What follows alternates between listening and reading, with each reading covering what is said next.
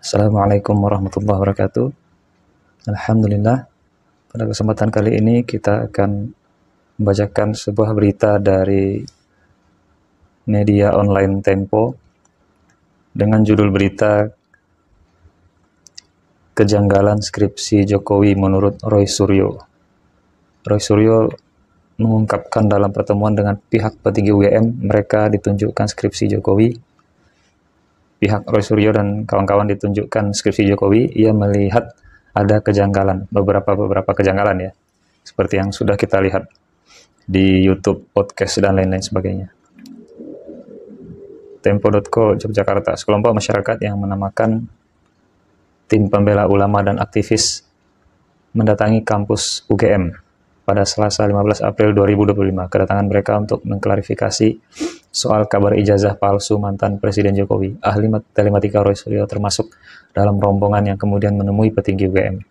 Selain Roy Suryo, ada juga pengamat digital forensik Rismon Hasiholan Sianipar dan aktivis Tifauzia Tiasuma juga ikut bertemu dengan petinggi UGM yang terdiri dari wakil rektor dan dekan Fakultas Kehutanan. Dalam pertemuan itu, salah satu yang ditunjukkan oleh UGM adalah skripsi Jokowi. Roy mengklaim menemukan kejanggalan pada skripsi itu. Pertemuan memang berlangsung cukup singkat dan sempat timbul eskalasi yang agak terganggu. Hampir saja kami ngotot karena agak meninggi. Meningginya karena ada saut-sautan debat, tapi nggak apa-apa lah, itu biasa, kata Roy. Selasa 15 April 2025. Jadi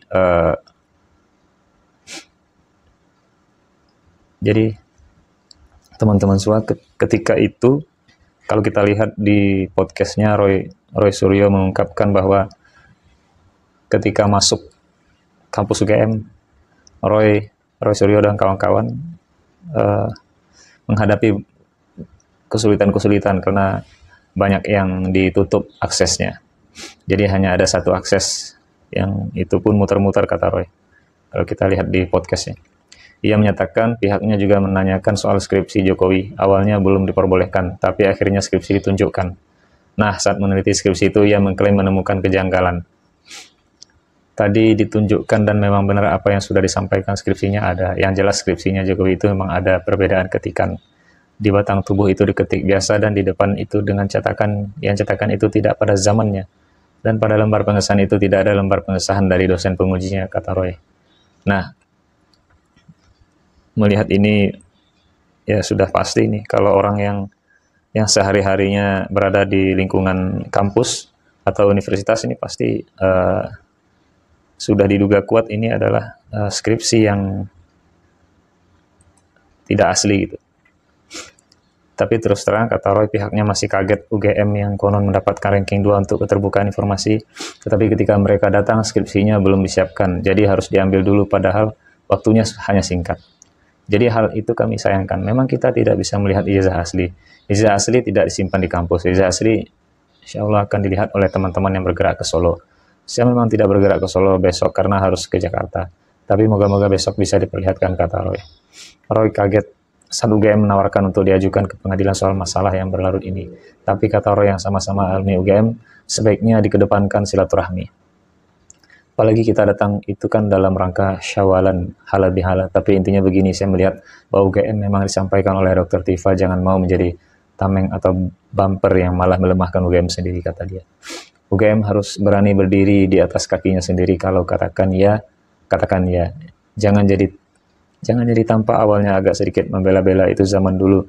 Itu nggak usah, kalau memang tidak ada tanda tangannya, katakan tidak ada tanda tangan, tambah Roy. Ia dan Rismon memotret ijazah Jokowi yang ditunjukkan kejanggalannya.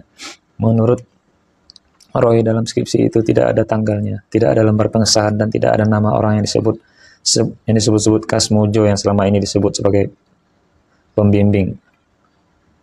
Roy juga masih menyangkal saat teman-teman kuliah Jokowi menunjukkan banyak foto bersama, contoh foto ijazah dan lain-lain.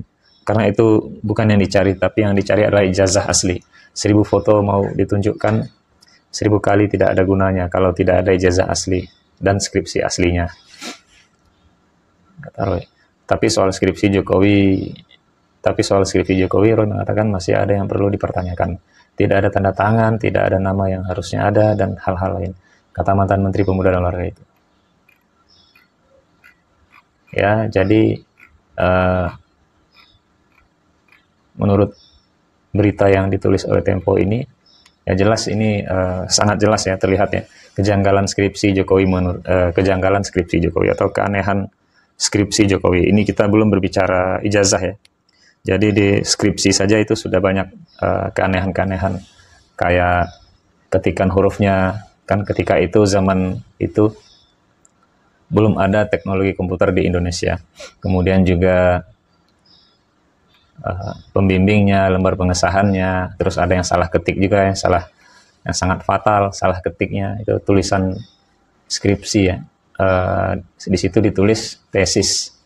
Itu ada yang waktu itu sempat ditunjukkan di podcast, beberapa podcast. Kemudian juga nama pembimbingnya berubah-ubah. Kemudian ada juga yang gelarnya tidak tercantum. Nah, ini kalau secara logika dan di mana-mana yang namanya skripsi itu jarang ditemui kesalahan-kesalahan, apalagi sudah disahkan ya. Apalagi skripsi itu sudah diujikan, disahkan, itu kemungkinan besar mahasiswa itu jarang melakukan kesalahan-kesalahan. Karena kalau salah ya nggak bakal diuji.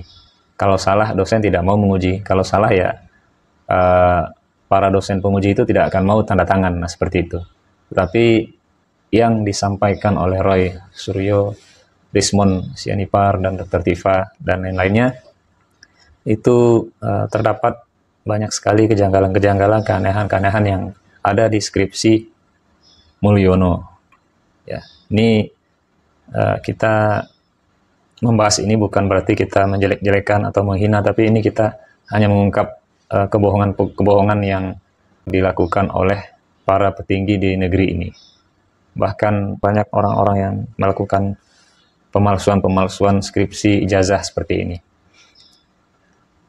Apalagi ini orang nomor satu yang dulu pernah menjadi orang nomor satu di negara Indonesia. Ini sungguh sangat menyedihkan sekali dan memalukan sekali.